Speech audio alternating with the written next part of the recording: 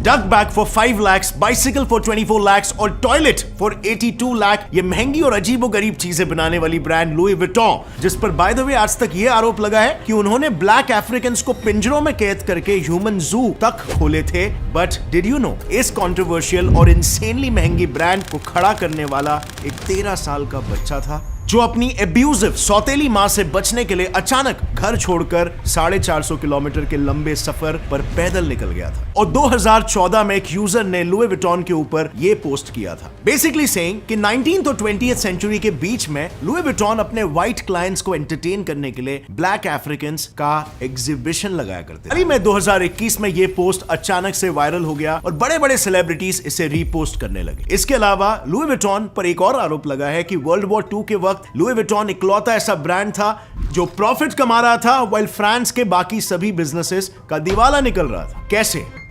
देश से kind of गद्दारी करके, नाजीज के गुड बुक्स में रहकर। बुक, यस, लुई विटॉन के 150 साल कंप्लीट होने पर इस पर एक बुक लिखी गई थी, जिसके हिसाब से लुई विटॉन के ग्रैंडसन गैस्टन विटॉन ने वॉर टाइम में अपने बिजनेस को बचाने के लिए नाजी जर्मनी से हाथ मिला लिया था और बदले में अपने बिजनेस एक्सपैंड करने के चक्कर में उनके लगेज बैग्स बनाने लगा था। और इसी वजह से जहां पर एक तरफ नाजीज ने सभी ब्रांड्स की दुकानों को बंद कर दिया था, वहीं पर दूसरी तरफ लुई विटॉन का स्टोर अभी भी ओपन था। और इस बुक में तो इस चीज का भी खुलासा हुआ है कि जहां पर लुई विटॉन का ये पर्टिकुलर स्टोर था, वहीं पर एंटी ज्यू फ्रांस गवर्नमेंट का हिडन ऑफिस भी था। दोनों के दोनों एक ही सेम बिल्डिंग में मौजूद थे। अब इतने सारे कंट्रोवर्शियल एलिगेशंस के अलावा कुछ और वियर्ड चीजें भी है जिसके लिए लुई विटॉन काफी इनफेमसली फेमस है। फॉर एग्जांपल, आप मानोगे नहीं, बट लुई विटॉन का हर एक बैग 5000 से भी ज्यादा बार खोला और बंद किया जाता है, बार बार लगातार, जस्ट उसके जिप और चेन्स की मजबूती को टेस्ट करने के लिए। इसके अलावा लुई विटॉन का हर एक बैग बनाने का प्रोसेस इतना इंटेंस है कि 20-30 कारीगर पूरे 8 दिन इस पर बारीकी से काम करके इसे बनाते हैं। और इसीलिए लुई विटॉन का हर एक बैग बिल्कुल हैंडमेड होता है, जिसमें स्विंग मशीन के अलावा कोई बड़ा टूल यूज ही नहीं किया जाता। अब जाहिर सी बात है, अपने बैग्स की मेकिंग के लिए इतने एलैबोरेट प्रोसेस को फॉलो करना कोई छोटी मोटी कंपनी के बस की बात नहीं है। और इसीलिए लुई विटॉन अकेली एक 64 बिलियन यूरोस की लग्जरी ब्रांड कंपनी है। बट ये सब शुरू हुआ एक ऐसे इंसान से जिसके पास एक टाइम पर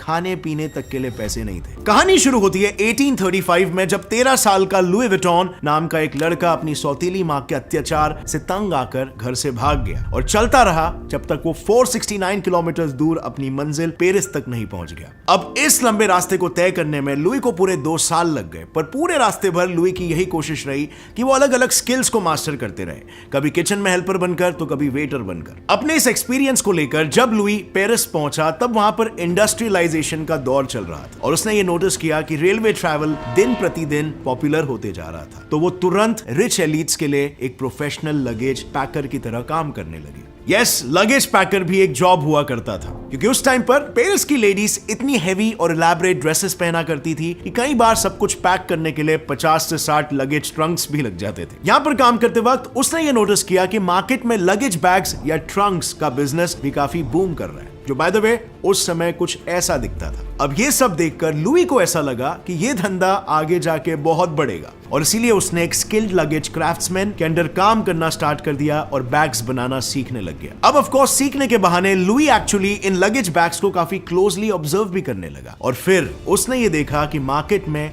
एक गैप था। उस टाइम पर मार्केट में बस वुडन और आयरन फ्रेम्स वाले ऐसे हेवी ट्रंक्स ही अवेलेबल थे, जिनका शेप भी इम्प्रैक्टिकल था और इसीलिए ये लोडिंग में भी ज्यादा स्पेस लिया करते थे। और एग्जैक्टली इसी प्रॉब्लम को सॉल्व करने के लिए लुई ने अपनी शॉप खोल ली और एक नए किस्म के लगेज बैग्स को बनाना शुरू कर दिया जो ये प्रॉब्लम को सॉल्व कर सके। लुई ने सबसे पहले वुड और एनिमल स्किन के जगह पर कैनवस का इस्तेमाल करके ट्रंक को टाइट और ड्यूरेबल बनाया और उसका शेप भी ज्योमेट्रिक रखा, जिससे ज्यादा से ज्यादा बैग एक ही जगह पर स्टैक किया जा सके। अब ये एक नया कॉन्सेप्ट या कह सकते इनोवेशन इतना बड़ा गेम चेंजर था कि दिखने में तो सिली लग रहा है, बट 1858 में सिर्फ इस एक इन्वेंशन ने लुई पूरे के पूरे ट्रैवलिंग इंडस्ट्री को ही रेवोल्यूशनाइज कर दिया। और लेट मी टेल यू, ये वो टाइम था जब रेल ट्रांसपोर्टेशन शुरू ही हुआ था। वॉर और पॉलिटिकल रीजंस की वजह से लोग एक जगह से दूसरी जगह ट्रैवल कर रहे थे अपनी लगेज के साथ। जहां पर एक तरफ लुई विटॉन ने स्ट्रेटेजिकली अपना ट्रंक्स इंट्रोड्यूस करके अपना बिजनेस स्टार्ट किया, वहीं दूसरी तरफ बहुत सी फैमिलीज फाइनेंशियल लॉस में जा रही थी।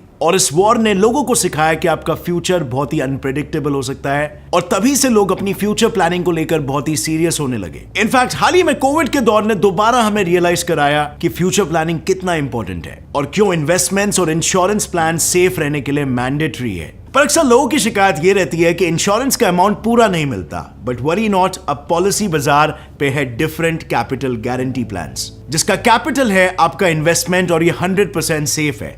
इस प्लान से आपको गारंटी मिलता है कि आपके पॉलिसी के टर्म्स कंप्लीट होने पर आपको एटलीस्ट इन्वेस्ट किया हुआ प्रीमियम तो मिलेगा ही, बट साथ ही ये market linked returns with zero risk to capital plan है स्पेशल आपके लिए। इसी के साथ ये प्लान देता है आपको better return as compare to FD यानी फिक्स डिपॉजिट और डेट म्यूचुअल फंड्स के भी मुकाबले। लाइफ टाइम कवर 120 टाइम्स है मंथली प्रीमियम का जो आपको मिलेगा डे 1 से। यही नहीं, ये टैक्स बेनिफिट सेक्शन 80C के अंडर आता है और मैच्योरिटी अमाउंट भी टैक्स फ्री है अंडर सेक्शन 10(10)(D). ये best of the both world plan है जहां पर इन्वेस्टमेंट और इंश्योरेंस दोनों के बेनिफिट्स आपको मिलेंगे। अब आप भी कैपिटल गारंटी प्लान स्टार्ट कर सकते हो 2500 रुपए से, तो आज ही डिस्क्रिप्शन में दिए हुए लिंक पर क्लिक करो और पॉलिसी बाजार के साथ अपने जर्नी को स्टार्ट करो। And now let's come back to the topic. In fact उनके द्वारा बनाए गए ये बॉक्सेस इतने परफेक्ट थे कि नेपोलियन III की वाइफ एम्प्रेस यूजीनी ने लुई को अपना पर्सनल बॉक्स मेकर बना लिया। पर लुई की किस्मत असल में तब चेंज हुई जब पेरिस की एम्प्रेस यूजीनी सुएज कैनाल की ओपनिंग अटेंड करने के लिए इजिप्ट गई लुई के यही ट्रंक्स को लेकर। And boom, all of a sudden his Trunks were an international hit. Ceremony में आए रशियन, इजिप्शियन और स्पेनिश एलीट्स सभी एक झटके में लुई के लॉयल कस्टमर्स बन गए। पर it was not an all happy ending yet. Louis की ये सक्सेस काफी शॉर्ट लिव्ड थी क्योंकि 1870 में हुई फ्रैंको प्रूशियन वॉर की वजह से लुई को रातों रात अपनी पूरी फैमिली को लेकर फ्रांस से भागना पड़ा। इतना नाम कमाने के बावजूद भी एक समय ऐसा आया जब लुई की फैमिली रेफ्यूजी कैंप्स में भूखमरी से अपनी जिंदगी गुजार रही थी। और कुछ समय बाद वॉर तो खत्म हो गया पर लुई विटॉन फैमिली की मुसीबतें खत्म नहीं हुई, क्योंकि फाइनली जब वो घर लौटे तब उन्होंने ये पाया कि उनके घर के साथ वर्कशॉप के भी सारे सामान चोरी हो चुके थे। Basically Louis went back to square one again. But is it really true? Because अभी उसके पास पहले से भी ज्यादा एक्सपीरियंस था, क्योंकि वो जानता था कि उसके बैग्स को मेजॉरिटी फेम मिला था सिर्फ और सिर्फ उसके यूनिक इनोवेशन की वजह से। उसी सक्सेस को रेप्लिकेट करने के लिए और मार्केट में एलवी बैग्स को वापस से फेमस करने के लिए लुई ने एक इनोवेटिव आइडिया निकाला। अब इस बार लुई ने लगेज ट्रंक्स पर रेड और बेज कलर के स्ट्राइप्स का पैटर्न बनाना शुरू कर दिया, जिसकी वजह से कस्टमर्स दूर से ही अपने लगेज को लोड या अनलोड होते स्पॉट कर सकते थे। और ये पैसेंजर्स को कन्वीनियंस तो देता ही, लेकिन उसके साथ एक ब्रांड का प्रीमियम लाइक फील भी देता था। बस फिर क्या था, हिस्ट्री रिपीटेड इटसेल्फ और लुई के बैग्स एक बार फिर से मार्केट को डोमिनेट करने लगे। पर फिर कहानी में आया एक और ट्विस्ट। अचानक से लुई की मौत हो गई। कैसे, क्यों, क्या, ये सारे रीजंस आज तक अननोन है। पर लुई की मौत के बाद एलवी का पूरा बिजनेस आ गया बेटे जॉर्ज के हाथ में। और वो कहावत है ना, लाइक फादर लाइक सन, तो जॉर्ज भी लुई से कुछ कम नहीं था। उसने एलवी के बैग्स को फर्दर इनोवेट किया और एक ऐसा लगेज लॉक इन्वेंट किया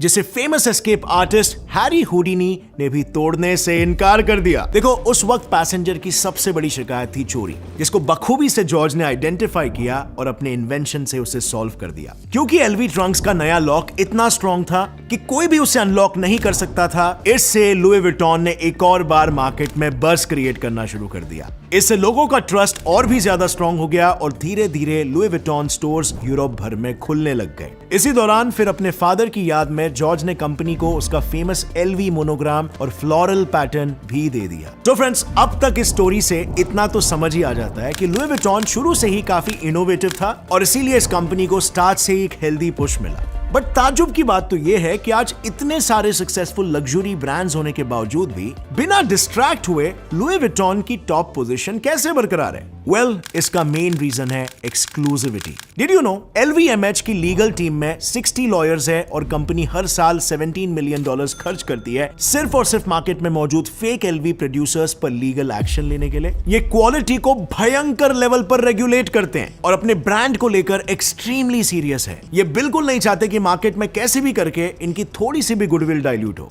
इसके अलावा अनलाइक मोस्ट MNCs, LV कभी भी अपना मैन्युफैक्चरिंग चीप लेबर को आउटसोर्स करके नहीं करता। यस, उल्टा पूरा का पूरा मैन्युफैक्चरिंग प्रोसेस सिर्फ और सिर्फ फ्रांस में ही होता है। एलवी का मानना है ऐसे करने से प्रोडक्ट्स की क्वालिटी भी मेंटेन रहती है और कस्टमर्स का ट्रस्ट भी, क्योंकि उन्हें एक्सक्लूसिविटी फील होता है। इसके अलावा हाल ही में एलवी ने अपने कस्टमर्स की ऑथेंटिसिटी और लॉयल्टी को बरकरार रखने के लिए मोबाइल बुटीक्स का कॉन्सेप्ट लेकर आ गया। और ये हाल ही में जब कोविड आया था उसी टाइम की बात है, जब कस्टमर्स पब्लिक प्लेसेस में जाना अवॉइड करने लगे और एलवी ने ये नया कॉन्सेप्ट निकाल दिया। कस्टमर्स को बस अपॉइंटमेंट लेना होता है और उसके पसंद के प्रोडक्ट से भरी गाड़ी सीधा घर के दरवाजे पर आ जाती है और कस्टमर घर से बाहर निकलते ही स्टोर जैसा एक्सपीरियंस ले सकता है बिना स्टोर जाए, बल्कि स्टोर खुद ही उसके घर पे आ जाता है। In fact I am pretty sure आपने कभी भी एलवी को ऑन सेल नहीं देखा होगा। रिपोर्ट्स के हिसाब से एलवी के हर प्रोडक्ट का एक सेल्स टारगेट होता है, जिसके कंप्लीट होते ही वो उस प्रोडक्ट को मार्केट से विड्रॉ कर लेते हैं और फिर ये प्रोडक्ट्स या तो एम्प्लॉयज को एज एन एक्सक्लूसिव लॉयल्टी दिया जाता है या तो इसे डिस्ट्रॉय कर दिया जाता है, पर कभी भी ये सेल पर नहीं लगता। अब इतना वेल प्लान बिजनेस है ये, लेकिन यहाँ पर एक और एक इंटरेस्टिंग फैक्ट है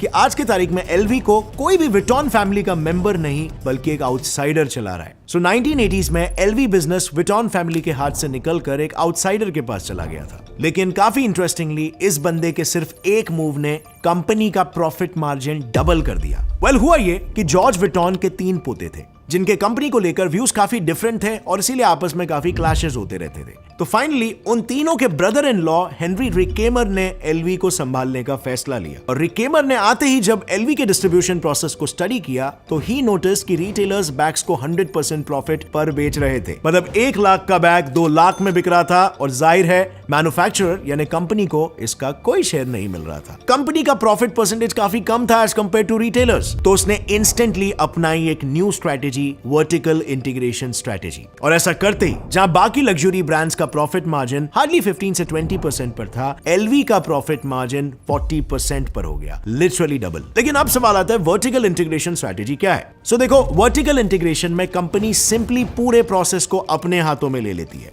मतलब रॉ मटेरियल्स लाने से लेकर कस्टमर तक फाइनल प्रोडक्ट को पहुंचाना सब कुछ खुद करती है। So in short, L V had no place for retailers, middleman and profit sharing. अब ये स्ट्रैटेजी स्पेसिफिकली लुई विटॉन के केस में इतनी ब्रिलियंट थी कि इससे प्रॉफिट मार्जिन तो बढ़ा ही, बट साथ में overall quality control, experience control और ब्रांड का गुडविल मेंटेनेंस लुई विटॉन के हाथों में आ गया। एंड नाउ इट्स सरप्राइजिंग, इतने अच्छे आइडियाज एक आउटसाइडर को आए और तब से लेकर आज तक अपने वर्थ को प्रूफ करते हुए लुई विटॉन को एक आउटसाइडर ही चला रहा है और आज इस पूरे कॉन्ग्लोमरेट का नाम हो गया है LVMH। और रही बात ह्यूमन ज़ू वाले एलिगेशन की, तो यूएसए टुडे के हिसाब से एलवी ने कोलोनियलिज्म थीम्ड एग्जीबिशन ऑर्गेनाइज तो जरूर किया था, बट वहां पर ह्यूमंस को कभी डिस्प्ले किया हो इसका कोई सॉलिड एविडेंस नहीं है एंड हेंस हम इस पर भी कोई फाइनल कमेंट पास नहीं कर सकते।